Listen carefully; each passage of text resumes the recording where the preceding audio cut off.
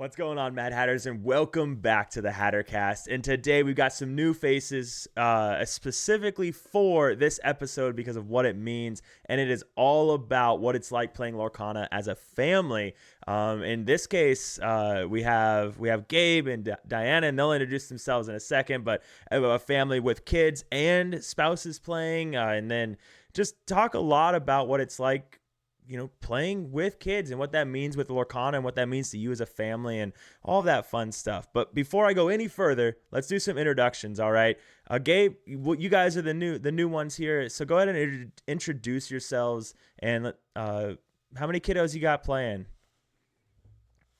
Sure. So I'm Gabe. This is my wife, Diana. Hi. So we have two daughters that play Lorcana off and on. Oldest sticks with it the most. She's been with it since set one, right? Just been playing almost consistently until, she got a little older and, more teenage things took hold. Mm-hmm. And then our youngest is like the pinch hitter. She'll come in every now and then when she wants to. She'll play a little bit, right? If we need a full table for the night, she's there. But yeah, they're a lot of fun to play with. It was great getting all of them together to play with us. Yeah, I bet it is, right? I think it probably makes it a little bit more fun getting a family involved. But getting a family involved, Rick, you have two boys of your own, right? Go ahead and talk about that. Yeah, so my name's Rick again. I have actually three boys. My oldest is Ricky, who's 10. My middle one is Jamie, who's 8, and then my youngest is Alexander. He's 4 right now, and he really wants to start playing Lorcana because we all play, but he can't read yet, so he's got a little bit of time to go. But Ricky and Jamie have been playing ever since set one. They have a bit of a reputation in our local area. And for the most part, they hold their own, so they've been enjoying it.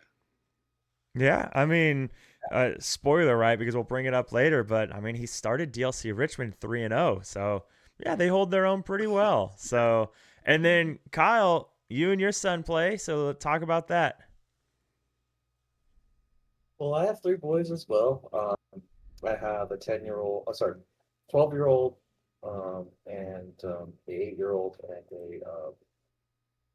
a 2-year-old. So they're all going to be upgraded in this year. So they're all, going to jump up soon.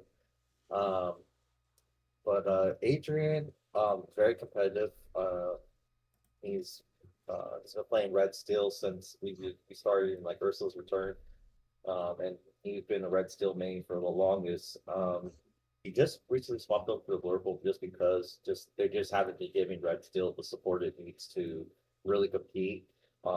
He just keeps getting top 4 finishes, and that's as far as it gets, unfortunately, in Stat Champs. So he didn't get to play this set in Stat Champs, but we'll see how it goes in the future.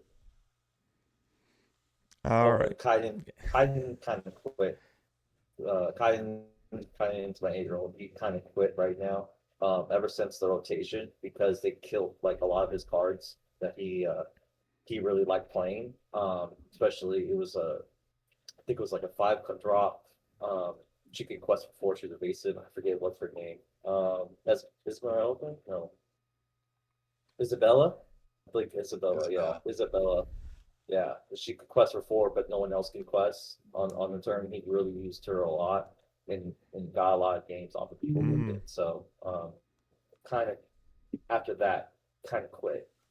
He's really like Infinity though. So being able to use his old cards, really likes that. All right. So Rick sent us this wonderful script for me to go off of today, and I'm already gonna kind of move one direction really quick because I think that's kind of interesting. So first off, I don't have kids, right? Molly and I, we have no kids. We have 3 wiener dogs. Those are our children. And when I mean that, Molly would go into a burning building to rescue the dogs and then leave me, because then if she went in and got stuck, there'd be no parent for the dogs, right? So they are the children, right? Like so much so, if this doesn't nail it home, when we go on vacation where we'll be gone overnight, we fly her mom down from Alaska to watch the dogs. So There you go.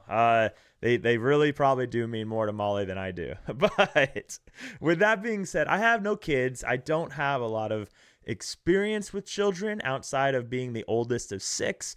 And that was definitely a different time in my life when I was living with all of them as young children, right? So one thing I do got to ask, with rotation being what it was that difficult for your guys' kids? We already heard from Kyle that it was difficult for one, but having to relearn a bunch of new cards or find new cards, maybe they got attached to a certain character that isn't, a card anymore. Like, was that difficult for your kids to adjust to? I would say so. I think for our oldest, Maya, she definitely took a pause after the change because she didn't feel like, first of all, she had to get rid of most of her cards from her deck. Hmm. And then just trying to figure out her way of playing again. Mhm. Yeah. Yeah, because she's an aggro player like almost all of us are. Mm-hmm. And her main was red, yellow aggro, and almost anything that she had in there was just gone. Yeah. So she didn't want to like take the time to relearn the cards or like put focus into it. And yeah, just kind of killed the vibe a little bit. She has come back. What, last week was her first real match back with a new deck that she put together. So hopefully the vibe is coming back. I'm hoping with the next set, right, gives Yeah. even more. So I'm seeing a lot of aggro support come through there. Yeah. A lot of Hopefully location it'll be the support three for of us you. Yeah. Lots of location support. Oh, my locations. Yeah, I saw a little glimpse of that, and it's spicy. So I'm excited because she is getting support for it too. So I think it's going to be real good. So Kyle, we already heard, right, that your boy kind of just quit playing, right, because of that. But what about for you, Rick? I know one of your boys, he was super high on Mufasa, and now, well, that's not a thing anymore. So, Yeah, Jamie enjoyed Mufasa for a little bit. Jamie's the kind of player who wants to play and turn things sideways. But the funny thing is, for as much as he's always been about that, he also wants to have some aspect of challenging and control. mm-hmm. He used to be hyper aggro yellow purple player for the longest time, and that's how everyone got to really know him, because he would just stomp you within like 3 turns, and then Kicked my butt plenty of times. the game was over. He slowly went from that to Mufasa to then he went to like a ruby amethyst burn style, but he really liked Maui Shark, Be Prepared, and like Be Prepared's no longer that killed him in the rotation. Like that absolutely destroyed him. But he's still sticking with Ruby Amethyst, and I think for us, the DLC was a big driver. As soon as we got registered, it kind of lit a spark under both of them to want to try to do well. And unfortunately, Jamie didn't. He went 0 for 6 at the main event, but he stuck it out. And in side events, he did really, really well. And yeah, he's adjusted to Ruby Amethyst, but it's been difficult. I think more than anything, just general set rotations have been hard for the kids. Yeah. More so than I would say it is for adults. There was a point in time where Ricky basically quit. He just didn't want to play anymore. He started off as a lemon lime aggro player, and he wanted to stick with that for the longest time. And it got to like set 5, and I kept telling him, like, Ricky, it's not a good deck anymore. And he'd come, he'd bring it, and he'd get stomped, and then he'd go home dejected and didn't want to play anymore. And it honestly wasn't until he found Amethyst Steel Burn, which was like set 6, 7, I want to say, where he found I was thinking it, Cody. 6, 7. Perfect. We got the meme in the parroting video. It wasn't until about that time when he found that Amethyst Steel Burn and had some success with it and found renewed joy in it. And that transitioned to him taking the game more seriously. I think at this point, he's just a normal Amethyst Steel player, and he's good at it. Yeah. He beat Kevin from Lorcana Goods in a fun game before the main event started. And he beat Cody at one of our events. So yeah, he's found renewed interest, but it's been hard. It's been hard. Every one of these transitions, Yeah. it's like finding a new thing for them that it's they because can you're gravitate. taking away that familiarity, right? Mhm. Kids love routine.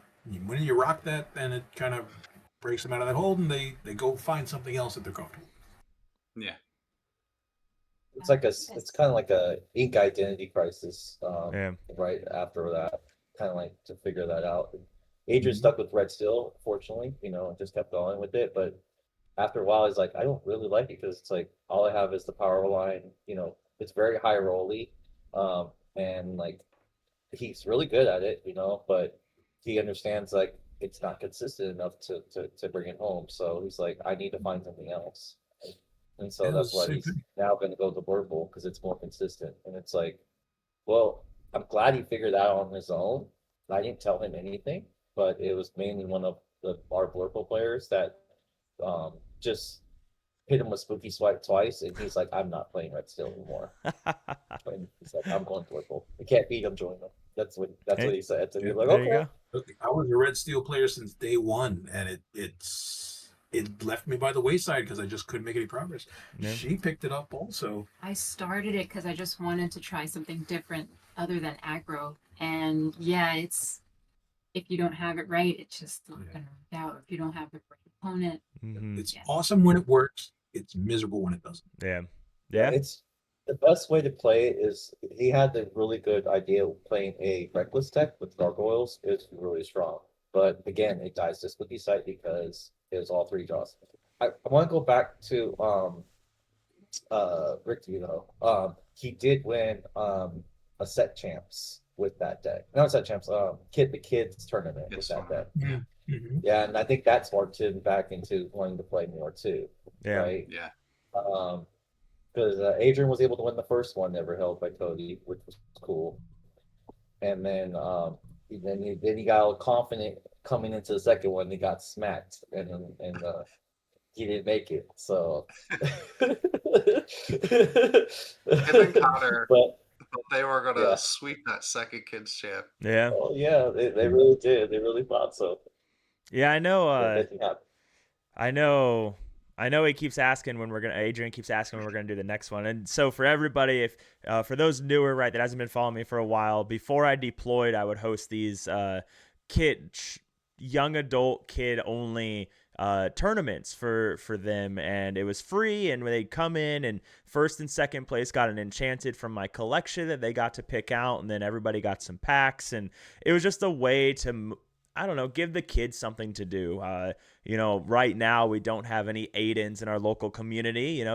Time can tell if we get if they become Aidens, but we don't.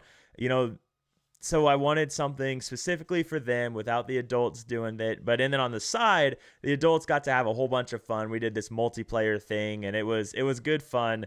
But it's things like that, So I did that before I deployed, and then Angel, Safari Zone Collector's owner, continued it while I was gone, and we're gonna do another one again here soon. Just trying to make time for it. But trying to make time for it leads us into a really good topic of discussion, because for me to go play Lorcana with no kids, it's just one of those things. It's like, hey babe, you scheduled a massage for tonight, I'm gonna go play Lorcana. Or it's just like, hey babe, we're both adults, you know what, I wasn't gonna go play today. This last Saturday I told Molly, hey, I'm not gonna play on set champs on Saturday.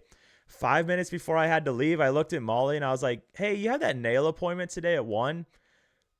I'm going to go play Lorcana. I'll see you later. And I just left, right? So how does that fit in? Like, does that make it more difficult for you? Or does having kids and getting to take them just make it more enjoyable for you, I guess? Or how does that work? I don't know. I'd imagine for you guys with the smaller one, it makes it a little more difficult, right? For us, I think our challenge is our youngest one, Sadie, who's not really that involved. So we have to see, maybe she's willing to come with us today, maybe grandma can stay. Right. But for the most part, I think we try to co together and make the best of it. Yeah, the hardest thing that comes with it is just scheduling. Well, our events are on Fridays, right? So sometimes school stuff always pops up. So whether it be a recital or an event or a concert or karate graduations, things like that. So it's all that kind of juggling. Like, can we make it in time to do both? Can we? Can we not? Right? It's all that kind of stuff. We would love to be there every single time, but it's like the logistics of life, I guess. Right? Yeah. Yeah. I don't know. The So biggest thing is, go ahead. No, what do you got, Kyle? oh, so the biggest thing is like you said, like scheduling. Like, so we have other things that they do, like soccer, for instance. So they just got into soccer. They're really into it. They love it.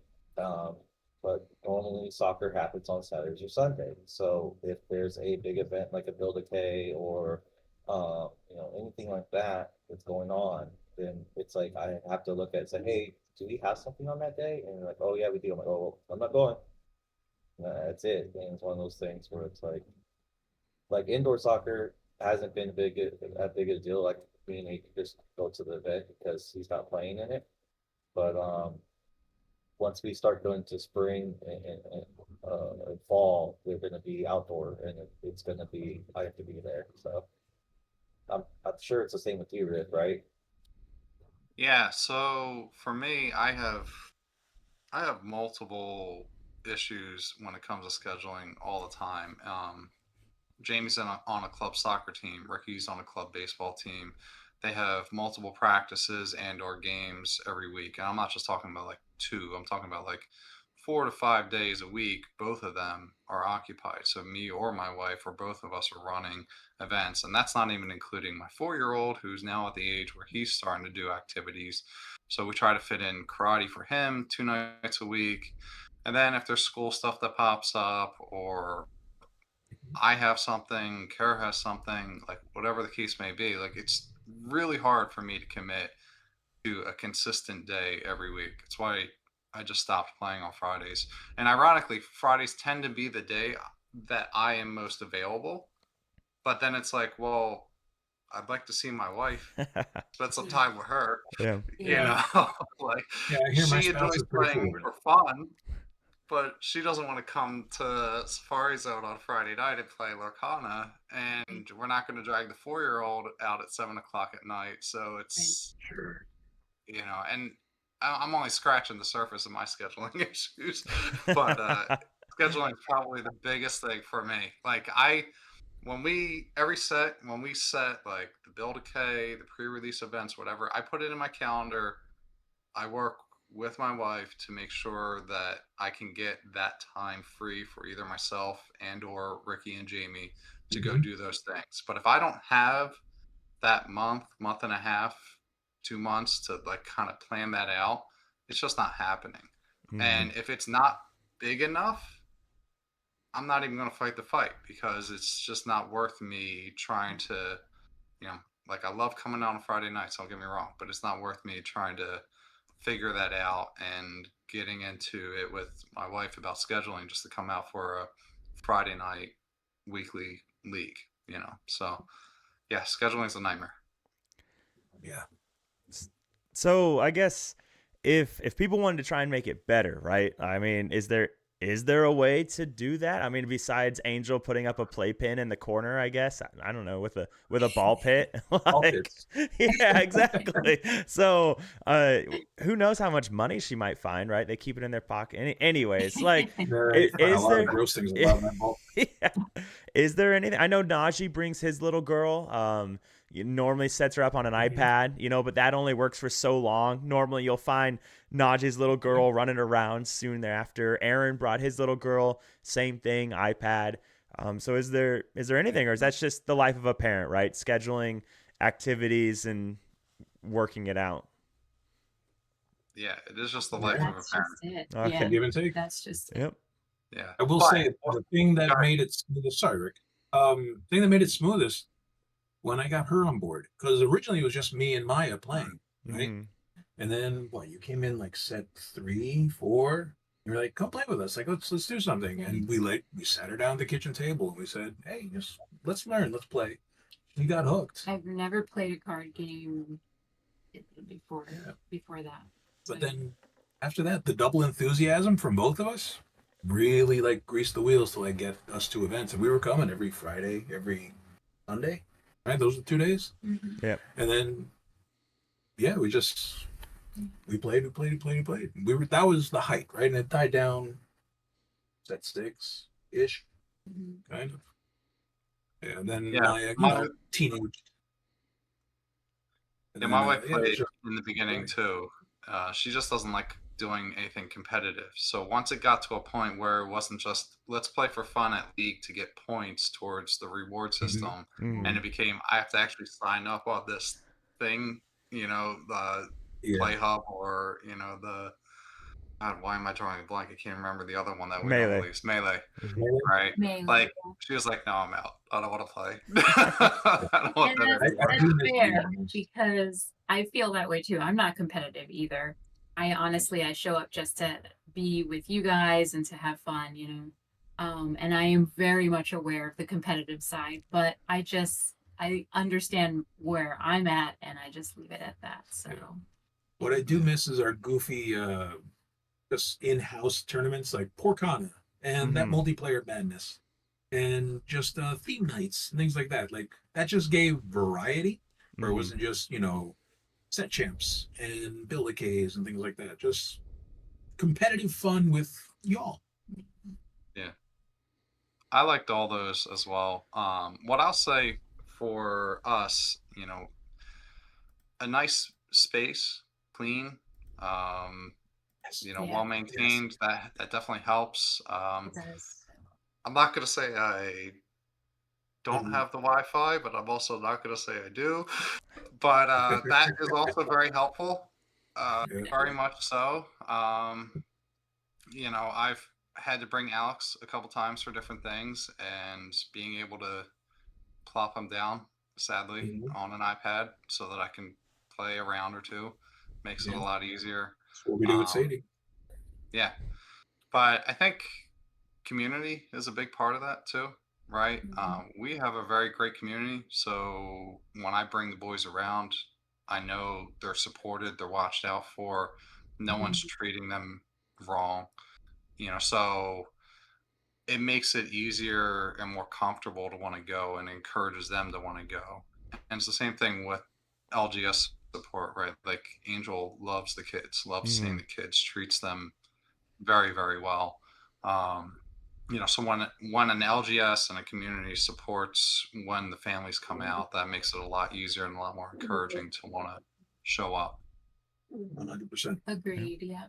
I literally drive 45 minutes to go to that store because of just how more um, welcoming it is for my kids. Like as far as um, I don't think I would be a Mad Hatter if it wasn't for my kid. Like I think Cody played him once. He's like saw him on the Red Stills. Like, hey, we're gonna have a kids tournament, Mhm. and then all of a sudden I show up to the kids tournament, and everyone's like, "You gotta become a Lorcana bestie," and like immediately like, yeah, like we see each other around. Like all of a sudden, like, yeah, I'll join you guys, and then slowly that turned into becoming a Mad Hatter, and I think that's cool. And like I think that Samari's home is like the best as far as like how that went, and like the way that, like you said, the way Angel treats kids is amazing. Um and like for instance, Adrian, something happened with the sleeves. It was really bad, and she's like, "Go pick out sleeves." I'm like, What do you mean, go pick out sleeves?" And she immediately was like, "Don't worry about it, Adrian. Go pick out sleeves." And then he went and got some sleeves, and then she's like, "I'm paying for that." And then all of a sudden, he went and just re-sleeved his deck up, and I was like so grateful for that. It was just something that I'm not used to, and it was hard to accept, but at the same time, like, I was grateful for it. Yeah. I mean, the community is the whole reason the Hatters was even a thing that was created, right? It's the only reason that I still play Lorcana. Period. Like I remember Vince and Theo taught me how to play a Born to game, and then I started coming to Sundays when we were doing Sundays at Safari Zone and everything. And I walked in, and there was Diana was there, and there were women there, which I know stereotypes, right? But surprised the crap out of me. And then there were kids there as well.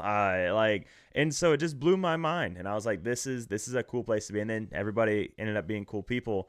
And yeah, like the community is great. And I still remember when I first met Adrian and Kyle, it was at a Born to Game Set Champs. I sat down across from Adrian and he pulls out Ruby Steel. And I'm just like, I don't know if I've ever played a Ruby Steel with Steel song. So we'll see how this goes. And yeah, they came to the kids tournament. Now they started coming to locals and things like that. But, you know, there's one thing that I do love about seeing, because we're talking about scheduling and everything like that. And I don't want people to like people that don't have kids to be like, yeah, having a kid sounds like an awful experience. It's like, that's not what they're saying. Right. Because one of the things that I will say is I do these Set Champs recap videos where people can send me their lists.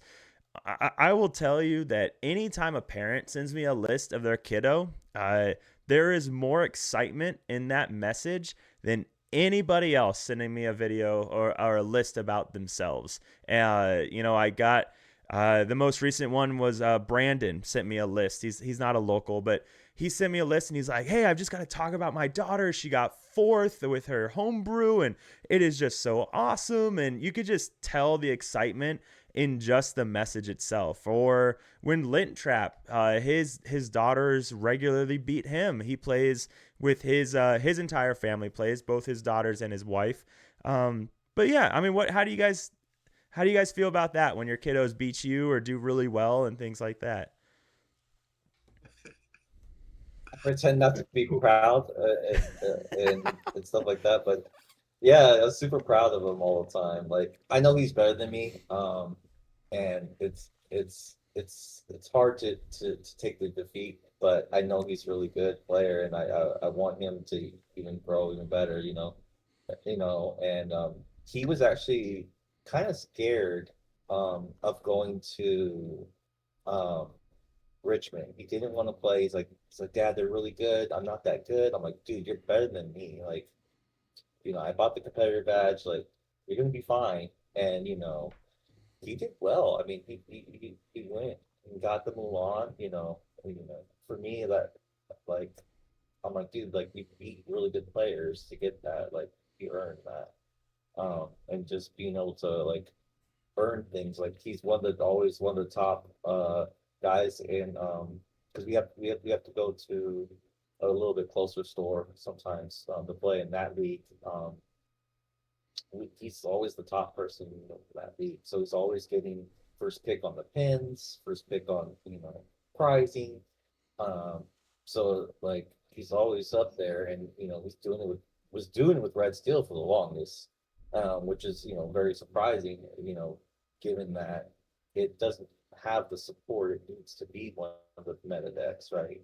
And so like I'm always proud and always tuning his horn, like and being his biggest cheerleader. But at the same time, I try to like brush it off, like, oh no, I'm still better than you. You know what I mean? I gotta give him competition. I mean, so what about you guys? So for Maya, she's got to earn her win. Yeah. So when she gets the chance to beat me, she will not let me hear the end of it. Absolutely. And she was like, "Oh, I cooked. You didn't even see that coming." Like if she could Z-snap, she would. Like it's a celebration. But I mean, she earns it because we spend as many times like we were going to league. She would play against me, Diana, whoever else at the table, and she would learn from her mistakes, right? Mm-hmm.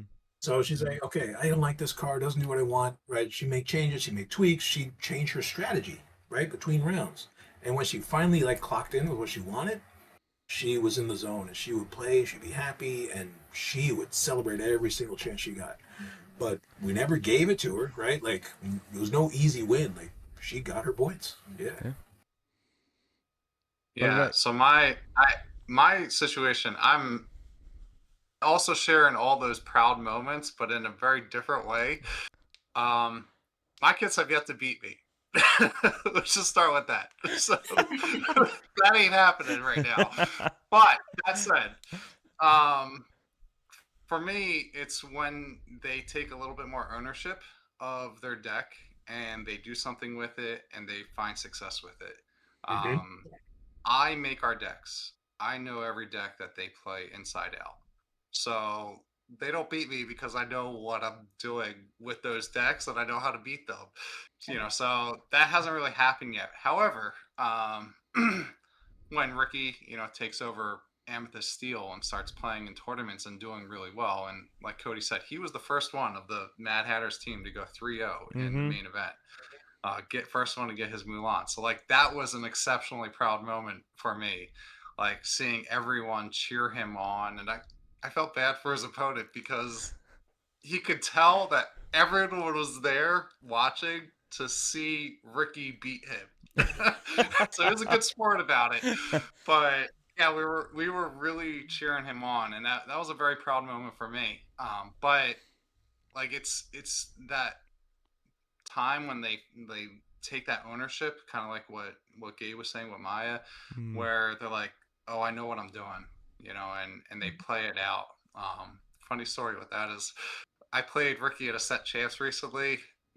Now I will admit, normally I will make them forfeit to me in set champs because we just want to see one of us get a card, and I have the best shot. So sorry. But he wanted to play it out. He was very confident that he was going to beat me. He was on Amethyst Steel. I was on Ruby Amethyst. It did not go very well for him. And, as much as we take pride in these moments, there's a lot of heartbreak Mm. because he thought he was going to beat me. Yeah. Like I said earlier, Jamie has been playing Ruby Amethyst. And pretty much the same deck as me, and they're like 50-50 into each other when they play each other. So he was like, all right, I really want to play this one out. Can we play this one out? I was like, all right, let's go. And I spoke to him, and I could just see it. Like he was starting to tear up, and I was like, oh man, what did I just do? I just like completely Right? demoralized him. But like that's a learning moment too. They Mhm. gotta go through those ups and they gotta go through those downs. And I take pride in all that. I take pride when they do great. I take pride when they don't do well, but they are learning from it. They're getting through that hardship. It's all part of it. And I think all of us here that are parents can admit that not every aspect of parenting is always the super happy moments, but that doesn't take away from it being memorable or proud or anything like that. There's plenty of times where there's really down moments, but there's pride in those, and there's learning points and growth that can come from those moments. So I take pride in all of those. Yeah, he definitely doesn't let his kid win. I've seen it happen. He wanted him to play it out. Ricky wanted to play him out. He had a Circle Life dogs deck at the time, and it was very high rolling. And he was smoking people, and he had to play his dad. And he's like, I want to play it out. And I was next to him, and I saw him play, and then again, same thing where he kind of demoralized him. I'm like, dude, like. Well, it's like Gabe said, I'm not going to give him a win. Yep. He's got to earn it. Right. Yeah, there's nothing learned if they just take I it. think they would know too if we gave them the win, and then Yeah. it wouldn't feel good. Right. Yeah. So Yeah. Exactly.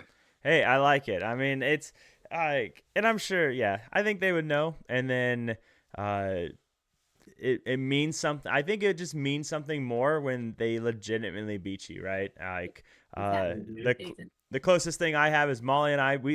We play a devastating game of slug bugs. Like we really do. Like if we see one, like, and we know where they're at, like now, so like we'll be driving and she'll start leaning forward because we're coming close, and I'll be driving and I'll of course be paying attention to where I'm going, but also leaning forward, and like there's I don't let her ever win.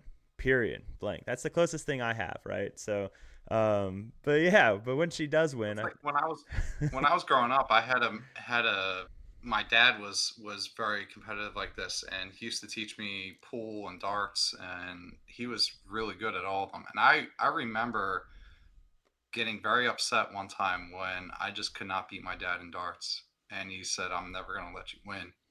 So I would literally go down and practice darts in my Mm-hmm. basement for hours until I could beat him. And the first time I ever beat him was like mind blowing. So yeah, I mean, I grew up with that mentality. I'm not gonna give them a free win, and that's everything we do. Video games, Yeah. Lorcana, board games. I don't hold back. They will learn or they will grow. My School. favorite saying from my kids is when we play board games, I don't let them win at any board game. And the one thing they say together, one day we're going to beat you and you're going to be devastated. Yeah. And they said it in front of my parents and they just chanted at me anytime I play. Like if we're playing Every time you play bananagrams, something, you're yeah, gonna be devastated. nothing. It's, but look, a few times they win. Oh my God, is it just a cheer fest in the house? Mm-hmm. Then I just I walk of shame to like the living room. Yep. And then if it goes on too long, they can make their own dinner, right? Like that's. Yeah, exactly. Here's a bowl of mac Well, and I cheese. kind of was taught like if you, I don't let them win most of the time. But when we first start playing, to keep them interested, I tried to get as close as I can to win, and still kind of let them win. Like give them a shot, an opportunity to make the right play. If they don't make the right play, I win. But um, just to kind of get them more interested in it. But now that they're competitive and I can't even I can't let them win no more Yeah. because they're really good. They're both really good. So like, nah, I can't let them win. Yeah. But and like I can actually seriously have us like I call him a sparring partner because now I can actually really practice. Mm-hmm. And actually really try something, really try things out. Like, hey, let me try this out. Hey, let me try that out. And then he goes does the same thing. Hey, I want to try this out. I'm like, okay. Um, like Adrian, like I could say, like he's on my level. He's really, really good. He beats me. I want to say more like it's like 52% of the time, and I'm like 48. But um, yeah, I am just a good deck builder. I'm not really a good player. I just like building synergies, things like that, and then the deck carries me in most of the time. Um, so I kind of like play strategy before the game happens, right? And that helps me win. Um, and he's just a really good player. Like if he sees things that like, oh, I'm gonna do this, this, and this, I'm like, I didn't see that coming. Whoa, that was good. That was a good play. like, like it's one of those things. Like, good job. Yeah, getting Golf clap. getting the joy right. But you were saying meant something that I think is kind of a big deal of playing with a large group of people, and you were talking about how like you guys will you'll be sparring and everything, but for some people the sparring can only go so far, right? Specifically with this last set, and what I'm getting at is this last set there were some expensive legendaries, like the in my opinion, the decks that were super playable were more expensive across the whole field than we've seen in Lorcana yet. We've had expensive decks, right? Green Steel back in the day, $600 deck. Steel Song, $600 deck. But then you had Red Purple that was a $100 deck. But now, if you were playing Amethyst, you're playing a $400 deck. So how does that factor into it for you guys on if all of you wanted to be super competitive? Do you try and fork out all that money? I know Lint Trap, who another person in the Discord, he does not. So in the Discord chats, a lot of the time he's asking like, okay, guys, this one's playing Purple Steel, this one's playing Dogs, this one's playing this. It leaves me with playing this randomness. What can I do? So what about for you guys? Are you guys forking out? We'll turn it over to you, Rick, because I know you did fork it out. So how did that feel? Yeah, yeah, I did. I will tell you that the period between Christmas and the DLC was not the most enjoyable for me financially. Um, Jamie's an Amethyst player. Every deck he's ever played is basically Amethyst in some fashion.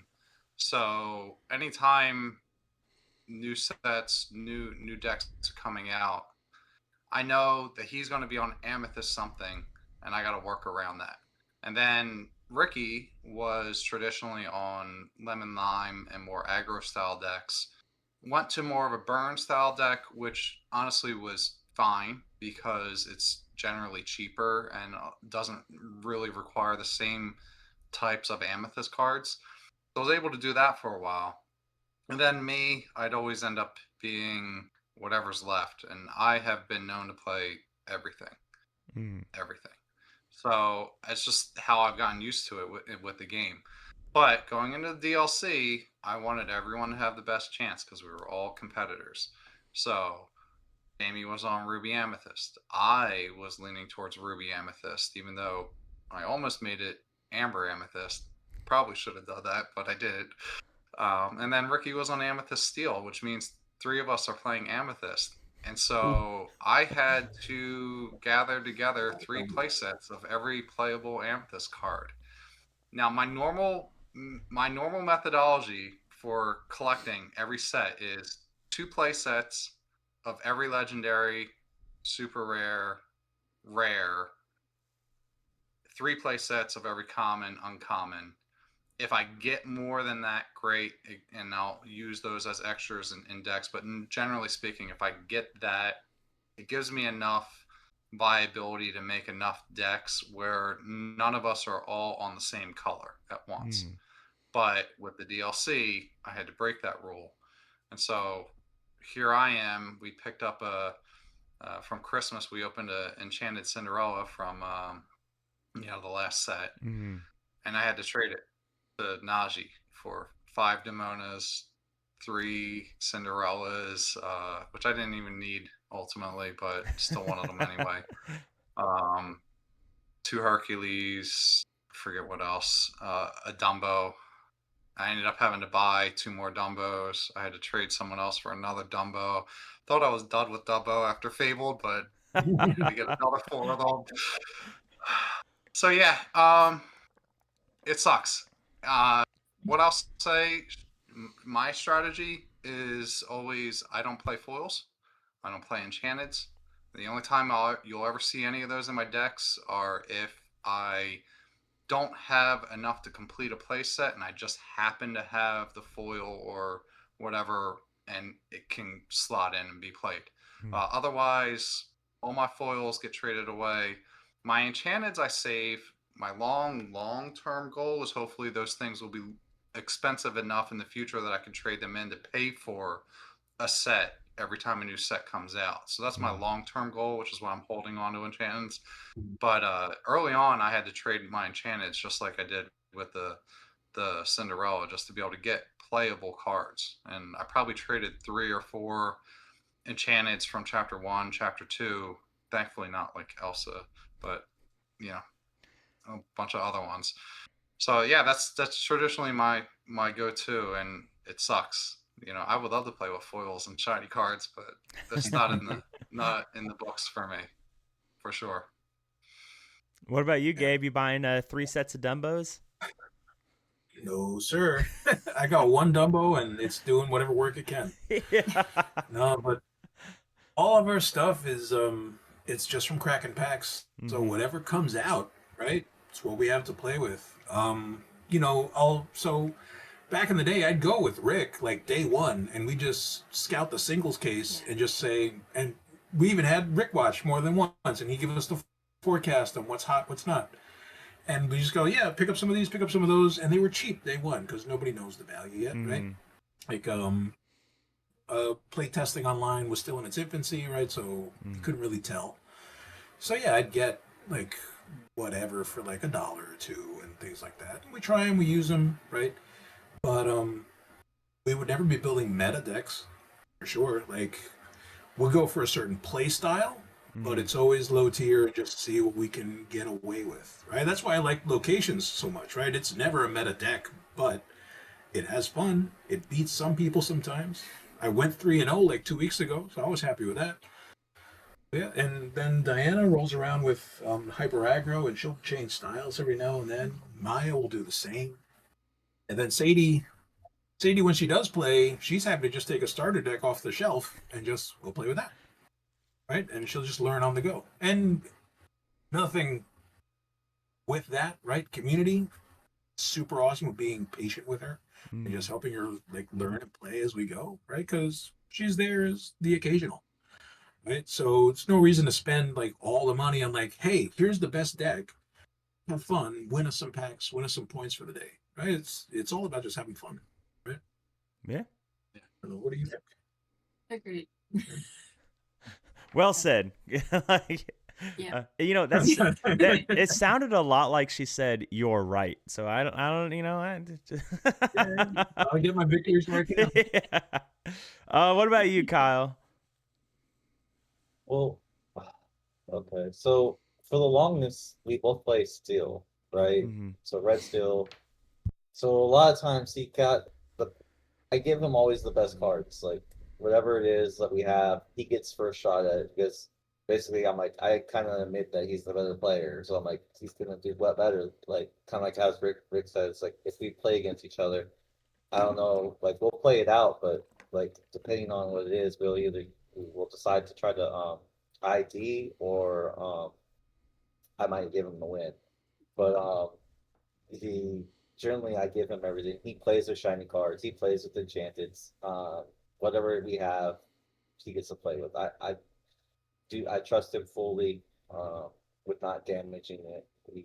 He does well with his shuffles. He knows the cards are valuable, and you know the only thing he damages so far has been the sleeves. And then he's like, as soon as he ruins it, he's like, "Yeah, I need a new sleeve." I'm like, "All right, get a new sleeve." But um, I recently with the switch to Blurple, I had to buy Hades. So that's the only thing. Like, yeah, like most of the time, we don't have the same color issue. Yeah, but and then Kaiden likes to go yellow, purple. And so he likes that aggro style. And so I think he will come back with these new cards because they do support aggro more. I think he'll like it, especially that the Christopher Robin, being Mm-hmm. able to play on turn one if you go in second. Um, I think he's gonna like that a lot. Because he loved his Maleficence. He loved his piglets and things like that. He was loving all that. And so to get things that quest for a lot, cheap, and being able just to turn things sideways, he's going to be very excited to come back. I think with Wintersfell. So I do expect Kaiden to kind of come back into the game now, but for the longest, we kind of aggro kind of died, and he didn't really like Amber Steel aggro. He tried it out, and he didn't really like that play style. So I tried, but I'm like, okay, he doesn't like it. He wants his purple. He likes being able to draw. He likes, he just likes being able to keep a engine going and keep going and going and going and keep playing cards. He doesn't want to stop. And Yeah. that's kind of what it is. So, but as far as money, I'm not dishing out the money. I buy a case, um, generally, and then I'll buy whatever special Angel has, and then from there it's league packs with whatever is open that can rip, whatever it is, the pre-release event. Um, but that's it. Everything else is for ripping packs and trading and getting stuff. Like I still don't have a set of Horsemen. I still don't have a set of Cinderella. And I'm a Blue Steel player, which I only have two Cinderellas right now. Unfortunately. Um, so I've been trying to play around not having her. To be honest with you.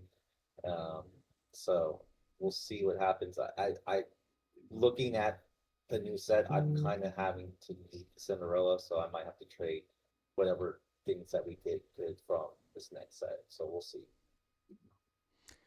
Yeah. So a lot of, especially for you, Gabe, like whatever we open from packs is what we're gonna play with, right? Not buying a lot of singles or things like that. And I think part of that too might be like a lot of people talk about how it's just cheaper to buy singles. Like don't buy the case, don't buy the troves, just buy singles and call it a day. And I think if you actually did the math, like the math is there to show that to an extent, because one of the issues when you have kids is you've got to have enough commons and uncommons, right? And even those can be hard to get. But I guess what I'm getting at is I think there's a lot of fun to be had. Like personally, I don't really enjoy opening packs. Like I don't enjoy organizing them. I don't enjoy opening them, but Molly loves to open them and it brings her a lot of joy. So I don't know, is it the same for all your guys' kids? Like is that like the highlight of Lorcana for them or Yeah, I will say, like when we get our case or box or whatever for the new set, we literally just sit at the table and we just sort out 3 stacks each. We just go around, open cracks, see what we got, right? There's what 2 or 3 pictures of you that show up on the Alexa in the house, just holding an enchant. Like I got this out of a case, and it's just a fun little moment. Like we get to explore what the new set is. I will say to your point about commons and uncommons, I love the starter decks for those because it's a solid enough deck and experience you can kind of pick up and play, but it's also a good pool of cards that are kind of usable in whatever format you're going to do. Especially, I mean, even with set two, the most broken of starter decks, right? With the purple steel, the goat deck, Yep. that was usable in almost everything, Mm-hmm. right? And you could just pick that up for $15 or whatever it was at the time, and just have usable, super usable cards. Yeah. Yeah, just that opening and cracking experience just gives that pool and that little exploratory feel. Yeah, for kids, I think cracking packs is a huge draw. Financially, it would make a lot more sense for me to just buy singles, Mm-hmm. but the kids want to open packs. And so, I probably buy more sealed product than I should, but I do the math based off of what that sealed product will probably get me in terms of my play sets that I'm looking for. And I say, okay, well, this should be enough. And then I can fill it out with singles from there. If it was just me, I'd probably buy maybe a box and then just buy singles if it was You know, just me. what you need. Right. Yeah, But we the tried that with kids this current. want to open packs. Yeah. That's how we went about it with this current one. I was telling Gabe, like, I think because we have so many cards already, I think we could just figure out what we want and then, put them. Yeah, we got a box, so we won a trove at one of the nights, so we had that extra, and then we just picking through the singles drawer, just seeing what we needed. Yeah. Yeah. What about you, Kyle? With Adrian being super competitive, what means more to him? You think is it playing the competitive events, or does he get more joy out of cracking packs? Um, Adrian, kind of both. He loves both. He loves Lorcana. Like Yeah. he just absolutely enjoys it to the fullest. Um, and then for kiting, cracking packs is the most important thing. Um, yeah, he loves it. He loves, Dad, can I get a pack? Dad, can I get a pack? You know what I mean? Like, Dad, I want a pack. Like, every time, like, if we go by Target or whatever, like, doesn't even have to be at the local game store. Mm-hmm. He sees Lorcana, Dad, can I get a pack? Like, can I open one? And to the point now, I told him, hey, like, chill. Like, we're not buying it here. We're not doing that. Like, whatever we get from that is what we're gonna get. So don't ask me. The answer's gonna be no. But he slowly learned. But like Yeah. for the longest, cracking packs is the highlight of Lorcana, and he is probably the one that pulls the most enchanted. So like I understand it. Like he pulled the iconic mini. You know what I mean? Like to have that, like it's the ultimate, like I guess the ultimate high for them because it's Yeah. like so cool that he's always pulling the enchanteds, and then like the iconic mini was like the biggest one. Rick, didn't your kid pull the Mickey? Yeah, so Jamie has the most insane pack luck ever. He's got the The golden set touch. when Maui the set when Maui Shark was released, he pulled 2 in the pre-release event. There was a Friday night event where we used to get random packs out of a grab-a-box. So you'd get like 2 of them at the end of the night. And they used to contain first chapter packs. Not many, Right. but there were some in there. And Jamie pulled his 2 packs, got a first chapter pack in there, and it had an Enchanted Aurora. And we got it graded. It was a PSA 10, all from a pack that he pulled. And then most recently, the Fabled set champs, I got third or fourth. I tied top four, but I was the second one out of the top four to be eliminated. So Matt, who everyone's seen on the stream before, Matt was the other one. He grabbed a pile of packs. He got to choose between the two piles, so he picks this one. So I got this pack, like this stack of packs. We open them up, and Jamie goes, "Iconic Mickey," like freaking out and everything. Like, what the? Like, I didn't win the set champs, but I won the set champs. And then Christmas, Yes, yeah, and then Christmas, Ricky got an Iconic Mickey, ripping a box of Fable. So we got two now. I mean, yeah, that's awesome. It's got to feel good raising future gamblers, you know, like it's like so. Yeah. But no, it's awesome. Like there is a high that comes from opening packs for sure. Molly, like I said, Molly loves doing it, you know, and like there's that rush, right, of dopamine when you get something cool, or you know, seeing characters that maybe they grow up watching, or you know, things like that. But no, so it's awesome, and you know. So Rick, you brought up that Friday nights they used to have the box. So essentially, for each game you won, for everybody that doesn't play at Safari Zone Collectibles, back in the day, for each game that you won, you got to reach in and grab a pack, and it could be anything from first chapter to the current set. And we don't do that anymore. We've gotten a lot more competitive players in our area, so we've kind of changed how it works now. And most recently, we changed to a pack for attendance, $25 store credit for going 2-1, and then $50 store credit for going 3-0. And what I'm leading to right now is one of the two last things I wanted to talk about for this episode before we kind of open it up to whatever. But how do you feel like stores can bet? Because you guys mentioned that you guys think we're pretty blessed here, right? How do you think that stores can help families make it more accessible to bring your families, to make it more enjoyable for the kids? Because you got to get the kids in the door if you want the parents. Generally is what I feel like the stopping point for a lot of people. So what is it that helps around here, or maybe even what you wish could change around here that maybe we could start implementing? I remember early on with Safari Zone, one of the things that my kids loved was the giveaways, and they weren't even Lorcana; they were just like Ravensburger puzzles. Yeah, they were like prizes. Yeah. Random things that I made. Yeah. You would stuff like game made, little 3D printed trophies and stuff. They love those things. They still have them up in their room, you know. Yeah, right. One that never got finished. That's what this room is, yeah.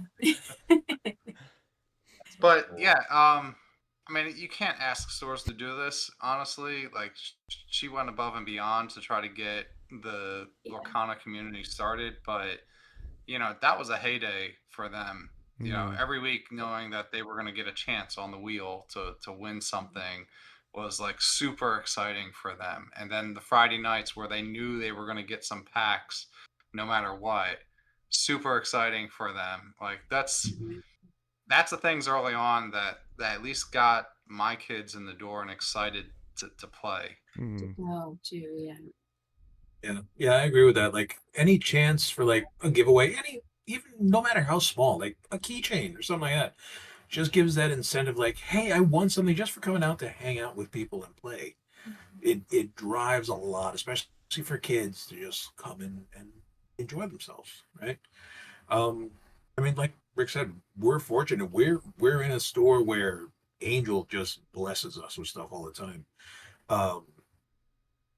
But yeah, just expressing that same generosity or just that openness and community, that's what really drives people in and what would make people come out. Like our first event was a set one starter deck release, right?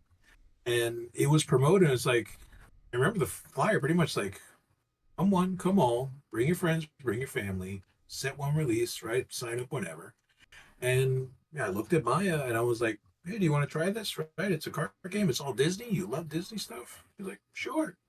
And we show up, and it was just well, you weren't there, but it was what like 4 tables full of just people their with their spouses, with their kids, just looking to come and play and hang out and learn a new game.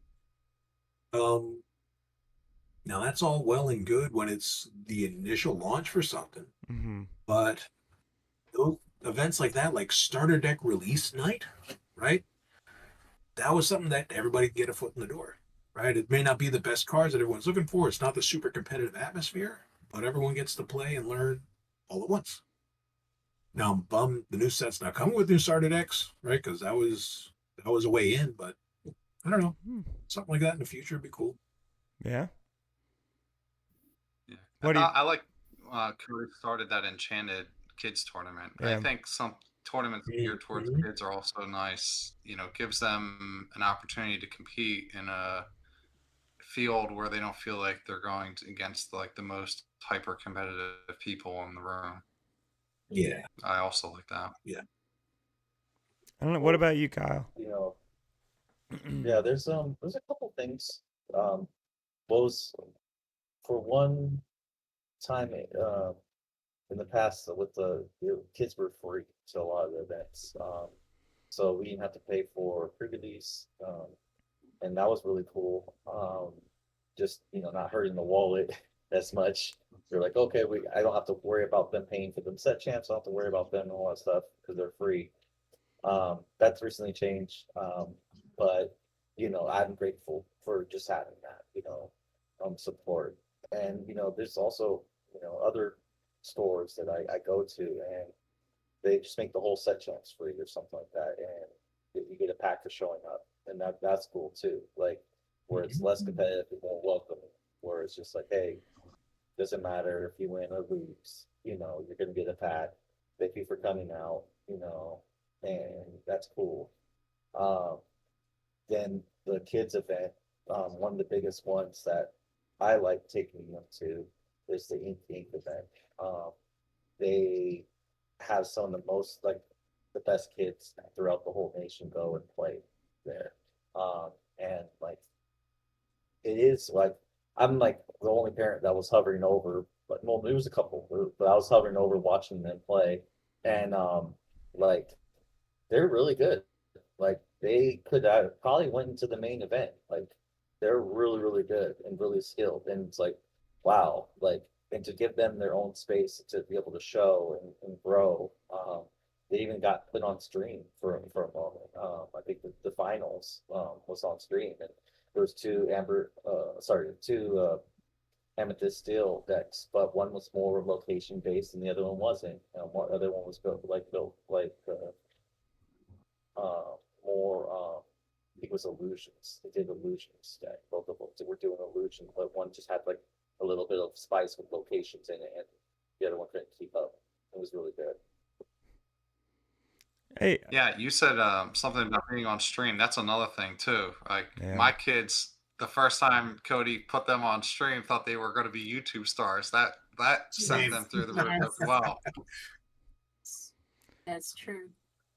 Yeah. It's Oh yeah, I still Adrian wants to be remember. on the Hatter Oh. Cast. Oh yeah, yeah. We'll have to have him on sometime for sure. And it's Gabe. You mentioned the wheel, and I remember during the kids tournament, I did a wheel for like extra packs and stuff, and I think a giveaway. I think one of the giveaway things was something you printed actually. But I did the wheel, and we ran out of wheel stuff, but the kids still came up to me later on and said, "Cody, can you spin the wheel again?" And I was like, I don't have anything else." And like, "We don't care. Just spin the wheel so we can see They just who want to see their wins." name. We just Yeah. And I wanted was to learn like, the game.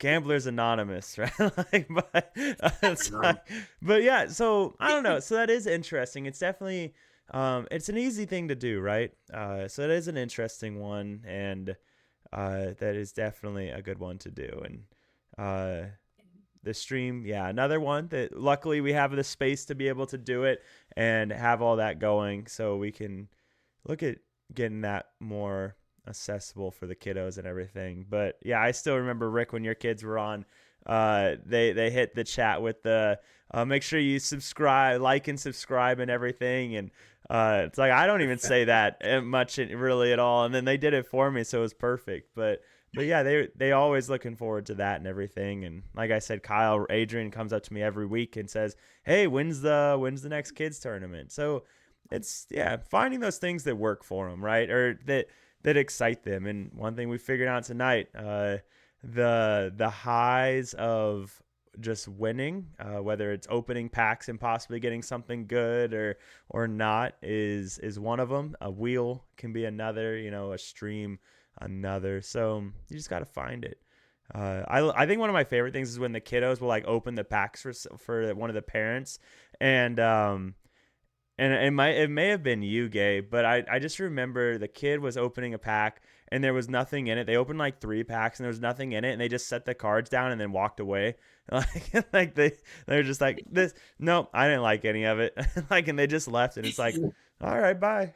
Like, but yeah, I don't know. I think you just got to be willing. And I think that's one thing that we're lucky with Lorcana is there's a lot of people willing to go the extra mile to work with families and work with kids and stuff. Because, I've never played Magic the Gathering or One Piece or Yu-Gi-Oh or any of that. But at Safari Zone, we have Pokemon, Magic, One Piece, and Lorcana every Friday. At Born to Game, there's normally a bunch of Magic players, Dragon Ball Z, Warhammer, anyways, a bunch of stuff. And the only stuff that I ever see kids at, and also spouses or significant others, is Lorcana and Pokemon. Like I don't see it in the other stuff. And I think Ravensburger's done a good job. It's Disney, so it helps, but also making the game work for families. So yeah, you just got to get a community willing to work with the families as well. But I think the one of the last things I wanted to hit on specifically, and then we can kind of just, if you guys have anything else you wanted to mention, is what it's like playing. I guess this one's gonna be mostly for you, Rick, because and you, Kyle, because you were also at the DLC. Just a little bit different in how you managed to get to the DLC and your competitor badges. But what was it like going to the DLC or playing competitively, but specifically the DLC, because it's not exactly easy to sign up for the DLC, and then getting to the DLC, your kids are a little bit younger, Rick. So what was that like? Because I heard that they had specific seating that you guys could stay at the whole time, right? I heard that went really well. So let's talk about the DLC experience as far as going as a family and kids. Yeah, so this is going to be for big events, but it's mainly the DLC because that's the most recent one that I've been to with the kids, and a lot of the things in my mind are fresh from that. But the DLC experience itself was great. We had a blast. We had so much fun. It was great being able to hang out with Kyle and Adrian and the other Mad Hatters on our team. My kids love being in the Airbnb and everyone being together and getting to play some more Lorcana after we went back to the Airbnb for a little bit. Like, they loved every aspect of it. Farming tickets for the prize wall, all that's great. But there's a lot of things as a parent that were not great and made it extremely difficult to go to the DLC. And it starts even before the DLC starts, and that's registration. You can't register as a family, which I understand why they do it that way, because if people could buy tickets for other people and, it could become a mess. But, this is a very family oriented TCG. They allow kids to play in the main event. They should at least do something from the registration side to make it a little bit easier so that way we can register as a family.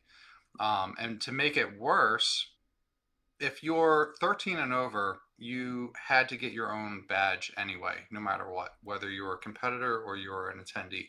But if you were 12 and under, you could go as an attendee under a parent's badge, but you couldn't compete in the main event unless you had your own badge. Well, to get your own badge means you need to have your own Eventbrite account. To have your own Eventbrite account, you need to have your own email account. Well, legally speaking, kids aren't allowed to have emails. They're not allowed to have an Eventbrite account. Like all these are all things legally speaking that essentially Ravensburger's asking us to break the law to be able to have them be able to compete. And yeah, you could argue the fact that, well, you could always just create the account under yourself, manage it, and just put in their name or whatever the case may be. And that's fine. And I'm sure that's what most people do. But the core of it is still essentially they're asking you to break the law to create an email account so that you can create an Eventbrite account so that you can register them for the DLC. So that right there is one of my biggest complaints about it. And then you take it a step further. You know, if I register and I get a ticket, but my kids don't, okay, does my badge work for both kids? No, it only works for one. So now I got to make a choice which one of my two kids is going to come to the DLC with me. Now, fortunately, Ricky got a competitor badge as well initially. Jamie did not. But there was even another headache there. Ricky got a competitor badge before I got a competitor badge. So now I'm sitting there waiting for my competitor badge to go through thinking, oh no, what happens if he gets his competitor badge and I don't? Do I accompany him now around for the rest of the day? Am I going to be able to compete in side events and take Jamie with me? It was such a logistical nightmare and like scary, honestly, because I just didn't understand how any of it was going to work out if I didn't manage to get all three kids a competitor, or two kids and myself a competitor badge. So there was a lot of problems just there from registration. And then at the end of it, and I'm going to try to speed this up because I don't want to take up the whole time, but at the end of the whole registration process, they ask for your Ravensburger Play Hub account, your email address for it. Right, this is so that they can put you into the Play Hub system for the main event and to match you up and all that. Well, Ravensburger Play Hub is designed to have the kids, especially minors under a certain age, be managed through the parents' account. So my kids were already under my account. So of course I put in my email address for Ricky's competitor badge initially. But then I was told by pastime support that no, that's not going to work. He needs his own as well. And then, so I had to go and then open up a Play Hub account for Ricky. And then eventually I also had to do it for Jamie as well. But then there were bugs in their system where I had to work with Ravensburger Play Hub support in order to be able to get their accounts created. And the very first time I contacted them, they said, well, you should create their accounts under your account. No, that's not going to work in this situation. Shouldn't you already know that? Because you're Ravensburger and you work with Pastimes to put on this event, right? So clearly a miscommunication there. But like I had to explain to them, I was like, no, you don't understand. Pastime says they have to have their own account. So I had to work with Ravensburger support to get the Play Hub created for both of my kids, work through the kinks and bugs in their system. And then once I finally got all that done, I had to go back to Pastime support and say, hey, this is my son's email account with his Ravensburger Play Hub account. Can you please go and change this? Right? So, because I already made the registration and put it in with mine. And they said, okay. And I went back and forth because I was super worried that if this wasn't done right, potentially his and or my registration for the event could have been refunded, because they made that very clear that stuff like this will get you a refund. They will cancel your registration. So I'm trying to make it very clear with them. Show up, I check in, I make sure everything's good. The second day the main event starts, we're supposed to submit deck lists through Ravensburger Play Hub. Well, Ricky isn't in the main event. The main event doesn't show up under his account, so I can't submit his deck list. So I had to go an hour earlier before the main event started just to make sure I fixed that problem so that I could submit his deck list before the main event started. Like, what's going on? And then, lo and behold, I find out he was still registered for the main event under my email. So they never fixed that. So I had to have them fix that on the spot. And then he was in there. So it was a mess. And then during the event, and this is not just the main event, every side event and the main event, they had fixed seating. That was a thing. Now, it was made very clear from pastime support and all the support that I was working with before the event that, hey, when you go and check in for the event, tell them you need fixed seating. So I did. So I checked in, registered, picked up our badges. I said, we're going to need fixed seating. Okay, put it in the system. Here comes the first side event the next day. Not fixed seating. I have to go up. They tell me I have to go up to the lore keeper all the way up at the main headquarters desk to tell them that we're supposed to have fixed seating so that they can fix that. So, okay, I go up, I tell them, I explain it. They pull aside a judge, a lore keeper, and that person then goes and finds all of our opponents at our supposed tables that we were supposed to be at and pulls them to come compete where we're now at for us to have fixed seating. Okay, so that round gets done. You would think this was fixed now. No, the next round starts. We're still not fixed seating. I have to go back and do it all over again. So almost every side event and the main event, I had to do this for multiple rounds before it finally got fixed. The first day, I did it for every side event. It drove me nuts. I was told, don't worry, the main event will be better because you'll actually have true fixed seating. Because one of the things that happens is they fix the seating, but they still moved the pod. So interesting. we're at tables 1, 2, 3 for round 1. And then maybe we're at tables 7, 8, 9 for round 2. We still have to move as a unit. Now, for all of you here that are parents, moving your kids collectively with all their stuff is a nightmare. And you're all shaking your head because you know this. We had to do that every round. Pack up our stuff. Thank God I got really nice bags for that for Christmas. Pack up our stuff, move to the next set of tables, do it over and over again until they finally got the situation right. In the main event, it was 1,000 times worse because now we have 2,000 people in this room that are constantly shifting and moving around. Tables aren't just like the next row over. It's like 10 rows and 2 sections over is the next table. And sometimes I'm at this table and they're completely across the room, right? And so every round of the main event for the first 3 rounds, I had to go up, check for my fixed seating. I had to go all the way to one side of the room where they posted the printed the printouts for the table seating because internet was terrible. So we couldn't just pull it up on our apps. One of us could load ours, but then like the other 2 couldn't load theirs to see where they're at. So we'd have to go see the printed thing. One round, we couldn't even find our names. That's another thing I'll talk about in just a second. Had to go over there. If we weren't together, we had to walk all across to the headquarters table to tell them. Then they would have to send a judge across this entire massive room to pull our opponents to sit us down to play our round. Now, granted, they said, we'll give you a time extension. They're very good about giving you 100% time extension, which is fantastic.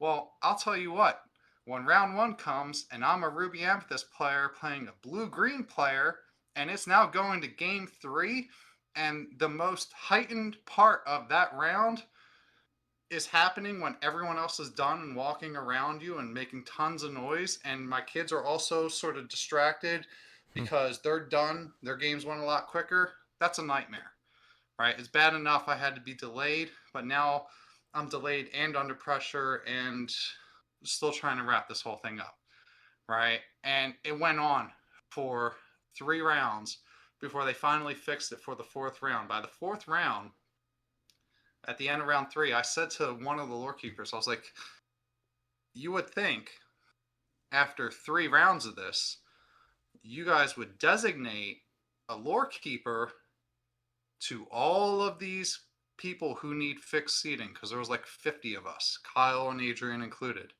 You would designate one of you to handle all of us every round until this is fixed. Why has it got to take 3 rounds to get to this point? And the lore keeper was like, yeah, that's a good idea. Maybe I'll go up and tell them. I'm like, duh. It doesn't take a rocket scientist to figure this one out. So round 2 of the event, we go to check our fixed seating on the printout. My name wasn't there, and neither was Jamie's. In round 2, about 50 people in the entire tournament got dropped from the competition. So that was another level that I had to deal with at this point with the whole fixed seating and main event stuff. Yeah. So, in summary, we had a blast at the DLC, but I mean, Ravensburg, please, can you help us out? It's already bad enough we have kids that we have to take care of in this massive room, and it's hard enough to drag them around as it is for anything. Not getting fixed seating right and having all these registration and sign up issues and other problems, it makes it needlessly difficult as a parent to enjoy this event to its fullest. So yeah, I know my soapbox, I'll get off of it now, but I really wanted to make a point of saying all that. I want to tag a little bit on the fixed seating because I not only had fixed seating as being a parent, I also had fixed seating for disability, just saying I need to be near a restroom.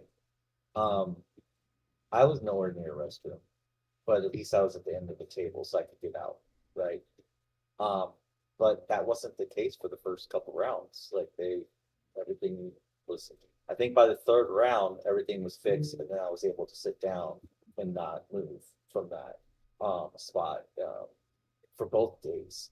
That included the main event and the Infinity event that we played in the following day. That was the case, but I'm still grateful that after that happened, it was smoothly. Especially because like that was my first competitive event I've ever been to, and like I did not expect it to be that hard on my disabilities.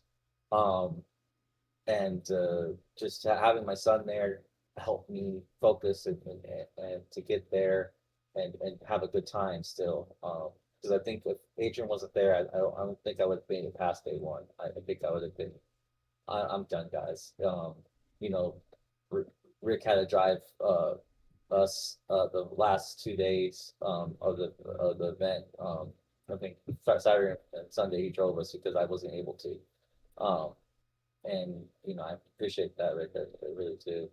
But yeah, I'll go ahead, let it go. We can talk whatever else you want to talk about. I don't know how much, we'll leave it open for in just a minute, but I wanted to mention it to turn it to Gabe and Diana. You guys haven't been to a DLC, and I don't know. We've heard so many good things. Like I've heard a metric ton of good things about the DLC from a lot of people that don't have kids or just didn't take their kids. And like the only negative things I've heard about it was maybe like bad Wi-Fi, or they ran out of Simba mats, or things like that. So for you guys that have never been to a DLC, but maybe you're like, maybe if they have another one in Richmond, we'll go.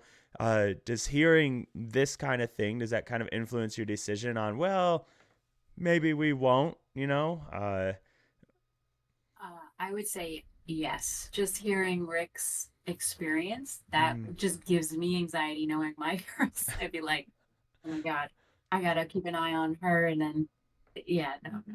It'd just be a mess. Yeah. I think even it's with just still the play hub alone, just trying to keep track of who's where, who's got paired at what table, and then having that information disappear on the fly. Yeah. I lose my mind. Yeah.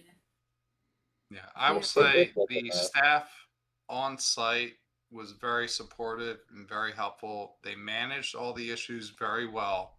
It's just the fact that there were issues, that a lot of things just weren't clearly thought out enough or tested enough on their end to ensure that it went off without a hitch. Yeah.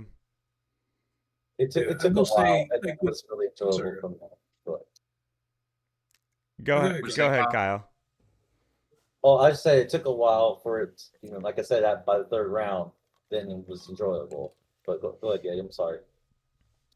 No, all I was mentioning is just even with the launch of the Play Hub originally, right? It never felt like it was stress tested enough Mm-hmm. for people to use that capacity because it's always been glitches or like lost registrations or just events just going away, right? So it feels like it just needs more tweaking and fine tuning before it's really launched for large events like a DLC or anything beyond that. Um, but I mean, even if I think about now, when we used to use Melee, Melee had its ups and downs and breakages all the time, but more or less it was kind of consistent, right? Um, PlayHub right now just feels like Melee beta, Yeah. kind of. Right. I mean, so things for Ravensburger to do better, right? From a parenting point of view, right? I think a couple things they could do better for families, like bringing pins back and things like that for kids to win, because as we found out, they love to win things. So, but yeah, so things to improve on, and hopefully, we can take some of this and make sure that they get it. I know there was a big thing with kids that before DLC Richmond, and it got really popular on Twitter. So they did fix it from DLC Richmond, but I don't remember what it was because again, I don't have kids. It's not something that I have paid a lot of attention to in the past, and it's for those reasons I don't remember what it was that was talked about. But I think so hopefully we can just kind of put it on radars um they can make adjustments. So, but with that being said, we've been here for a hot minute. So I do want to open it up to anything else you guys might want to discuss today while we have the floor, or we can kind of just do something else. Let me go back to DLC real fast because I don't want them to be discouraged. Like, don't be discouraged. Yeah. Like, when, okay, so on Friday, we had almost enough tickets. We were like 2,000 tickets off. And all of a sudden, I'm like, dang, we're short to get a play mat. And like, really wanted to get one. And one of the friends that were staying at the Airbnb like, here you go, boss. I'm like, what? And he's like, pay me back. I'm like, all right, cool. We'll get you back. We'll get you back. Don't worry about it. There's two of us. We're gonna get that 2,000 tickets no matter what. And when we got it, we were like, do we want the Simba or do you want the Mulan? And we're looking at it and like, I already know like to resell the Simba was gonna be the one to do and to get, but the Mulan one looked so much better, in my opinion. And he's a red steel person, so I was like, well, what do you want? Which one do you want? He's like, Dad, I really want the Mulan, but you said you want the Simba, so we'll get the Simba. I'm like, I want the Mulan one too. But just can you let me play on it every once in a while? And he's like, yeah, yeah, yeah.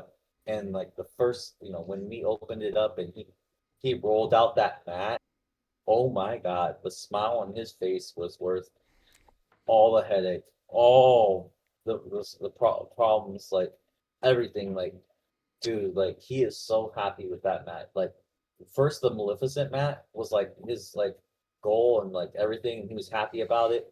But that mat, that he's gonna cherish it forever. And I think he's not gonna play on anything else but that mat. Okay, yeah, show it, Rick. Yeah, Rick Scotland? yeah, both of them. Like it's amazing. Oh, wow. It's tiny. Oh, It's it's got the very foil. tiny. Beautiful. Nice. Then let me get the other one out. Rick's secret stash. I will never play with these because the kids will have them. Absolutely. Yeah. Wow. You get it This signed? this Yeah, one's it's signed. signed by the artists that were there. So we get Nice. all the Really artists. awesome. signatures. It's But beautiful. yeah, It we is. were fortunate to add what Kyle's saying. I don't want to take away at all from the enjoyment of the DLC by my negative comments, but going as a family was a blast. I would say if you're going to go as a family, forget the main event, just farm side events. It will be expensive because every event costs money. That's just the way it is. But we did team trios 3 times for the weekend, and it was a blast because it was a different type of format. We all got to play different decks. Like, I even made sure they played different decks each time we did team trios so we could like switch it up and spice it up. And so we had a blast with that. It makes farming the prize wall a lot easier. Again, you're paying more because you're paying per person per event, but it makes farming the prize wall a lot easier. We had enough tickets after day one to get the Simba mat and a promo card if we wanted. We didn't buy the promo card yet. We got the Simba mat, and then we immediately set our sights on the Mulan mat for the rest of the event. But it was one of those things where I knew by the end of the event we'd have enough tickets for both, and then some. And it was a lot of fun working towards that goal together as a family. And then Team Trios was a blast in a lot of other ways too. Both of my kids ended up making quite the impression on many competitors, especially some that I think did not expect to lose to a kid. Those are always the fun ones. Yes. When someone turns to me and goes, "Yeah, he just steamrolled me," I'm like, "Yep, I'll do that." If you're not ready, I'll do that. So there was a lot of fun moments. Artist signings are really cool. Kids got to pick out their favorite cards from each artist and have them signed. And I got some. I made little like memory books essentially with the poster, signed poster inside the book, and I got like it's a 3-ring binder, so I got the card insert 3-ring slots. So all the signed cards, they're all in there, so the kids get to keep those now. So yeah, it was fun. And like, there's also, I missed out on this, but there was a pack rush with the developers that was free, and you got to keep I guess you got to pick which cards. Like, so if you like they played theirs and you played yours, but at the end of it, you get to keep one or the other. So if they got better cards, you could pick theirs and take theirs. Is what I was told. Cool. So I thought that was insane. But we weren't able to do it because we were stuck in the Infinity event. But yeah, there was the food options too were really bad. As far as that goes. Yeah, I went back to negative, but the food options were bad. So I actually after day one, we went to the grocery store and snuck in snacks because like we already knew like the food options were going to be bad, and we just kind of stuck to just this cheesesteak and fries, and we didn't touch anything else. Like everything else kind of looked like you're gonna have going to the stall number one. And so we stayed away from that and just got snacks and ate those. I mean, we weren't supposed to bring them in, but at the end of the day, like you gotta feed your kid. And we still were buying at the concession stand. We weren't skipping out on it, but we still we just kind of put a little bit of supplement. Yeah, to make sure every day I packed good. peanut butter and jellies for lunch for all 3 of us, and both kids had so many snacks in their bags that they literally just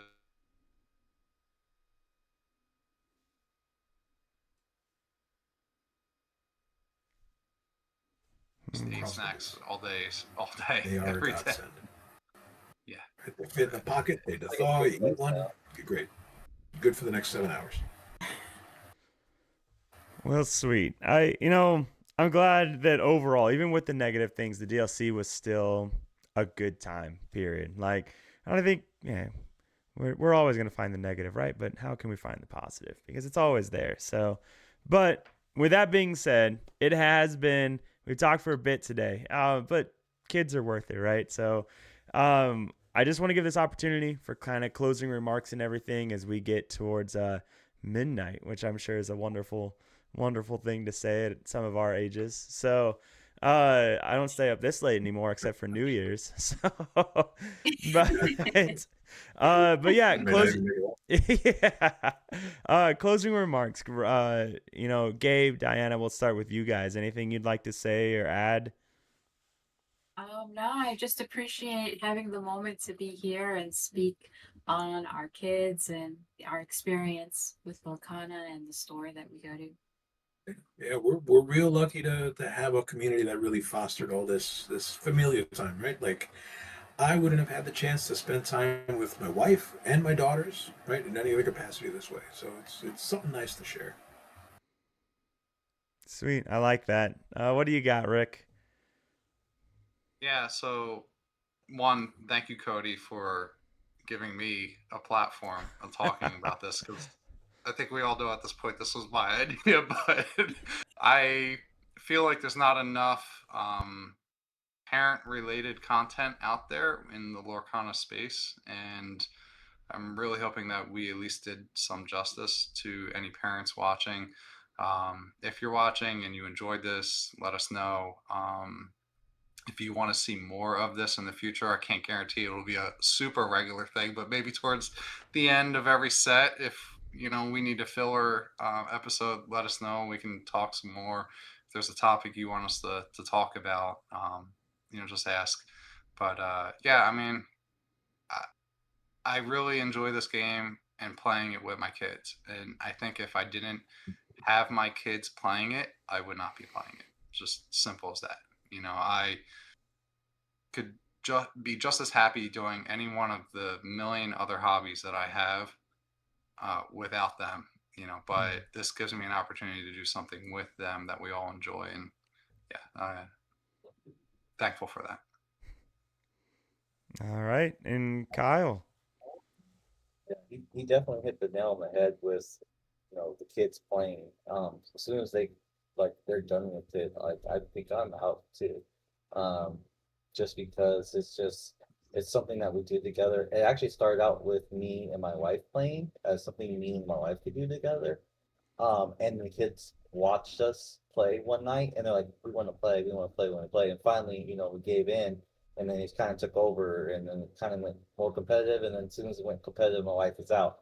Um, and so it's kind of like they got her back in a little bit. But it's more we play two player, 2v2, and so we kind of play like a two-headed giant style where both people have to make up to 20, and then the other person can swing at the other person once he gets to 20. And kind of immediately gets 20 like the fastest out of all of us, and then like immediately he tries to help his partner.